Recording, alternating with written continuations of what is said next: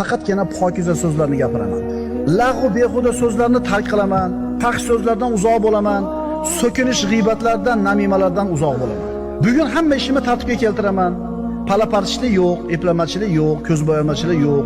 Kitoblarimni tartibga keltiraman, ish stolimni tartibga keltiraman, xonam, ishxonam hammasi tartibli bo'ladi. Usti boshimga qarayman, so'zlarimni, harakatlarimni tartibga keltiraman. Alloh yaxshi ko'rgandek go'zal bo'laman. Bugun Robbimga bo'lgan itoatda g'ayrat ko'rsataman. Namozimni eng komil suratda ado qilishga harakat qilaman. Nafl amallarni bajarishga, Qur'onimni go'zal tilovat qilishga, vaqtimdan unumli foyda olishga harakat qilaman.